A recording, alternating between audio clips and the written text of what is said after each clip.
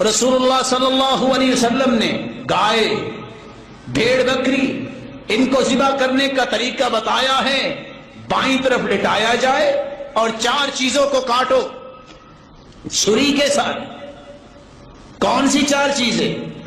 الحلقوم والمری والودجین، سانس کی نالی، کھانے پینے کی نالی، اور ان کے دائیں بائیں جو موٹی گلینڈز اللہ تعالیٰ نے بنائی ہے، جب یہ چاروں کٹ جائیں تو اس وقت صحیح ذبح ہوتا ہے۔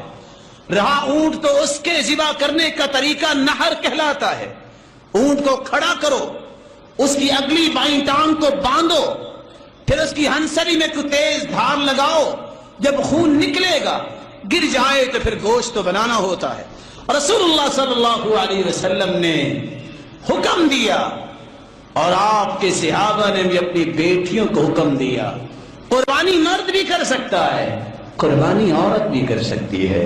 صحیح بخاری کی روایت ہے، امر ابو موسیٰ العشعری بناتہ ان یضحین بایدیہن، ابو موسیٰ عشعری نے اپنی بیٹیوں سے کہا جاؤ اپنی اپنی قربانیاں خود کرو۔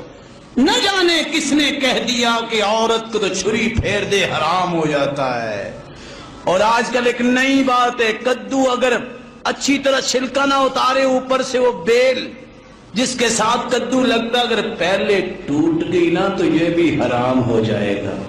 اچھا جی کہاں لکھا ہے؟ لو ساری باتیں کو لکھی ہوتی ہیں۔ اچھا جی ساری باتیں لکھی نہیں ہوتی تو ان کو ماننا بھی ضروری ہوتا ہے۔ قرآن لکھا ہوا آیا ہے، حدیث لکھی ہوئی آئی ہے، اس لیے قرآن کہتا ہے فَاسْأَلُوا أَهْلَ الذِّكْرِ، پوچھو اہل ذکر سے، علم والوں سے، بالبینات، وہ تمہیں دلائل سے بیان کرے، والزبر، تمہیں لکھی ہوئی بھی دکھائیں۔ کہاں لکھا ہے؟ یہ کون سا فلسفہ ہے کہ لکھا ہونا کو ضروری ہے؟ نہیں، مسلمان کا منہج یہ ہے جو میرا رب کہے گا، جو میرے رب کا محبوب کہے گا میں اس کو مانوں گا، کسی اور بات کو نہیں مانوں گا۔ رسول اللہ صلی اللہ علیہ وسلم نے فرمایا جب کوئی قربانی کرنے لگے تو پہلا کام یہ کرے فَلْيُجَهِّزْ أَحَدُكُمْ، اپنے آپ کو تیار کرے۔ یہ نہیں ہے کہ قربانی کو لٹا دے اور اس وقت جو ہے اپنے کپڑے سمیٹ رہا ہو اور دھوتی باندھ رہا ہو۔ فَلْيُجَهِّزْ أَحَدُكُمْ۔ دوسری بات، قربانی کو لٹانے سے پہلے ان تحد الشفارہ، چھری کو اچھی طرح تیز کر لے۔ قربانی کو لٹا کر چھری تیز کرنا ظلم ہے۔ اللہ کے رسول نے دیکھا، فرمایا تريد ان تبيتها موتان هل احدثت شفرتك قبل ان تضجعها، اس کو لٹانے سے پہلے تو نے چھری کیوں نہیں تیز کی؟ اس کو دگنی موت دینا چاہتے ہو؟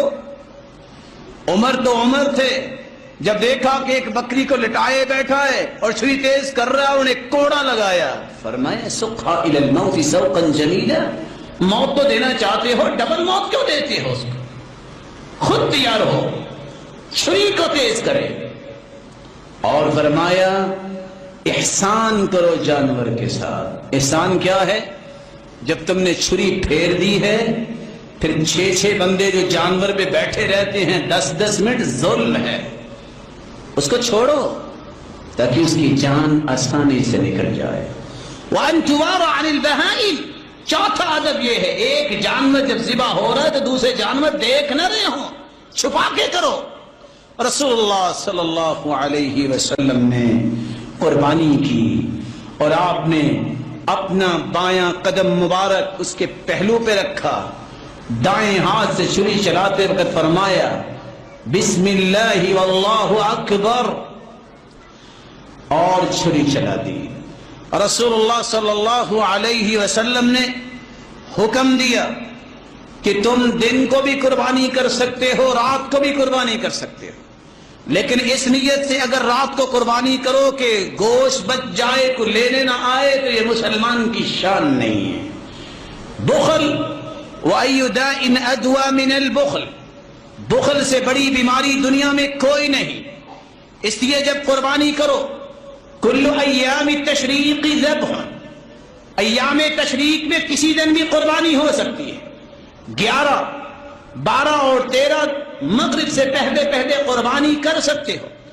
رسول اللہ صلی اللہ علیہ وسلم نے 100 اونٹ قربان کیے، 63 نہر خود کیے، اور بقیہ علی رضی اللہ تعالی عنہ کو حکم دے دیا۔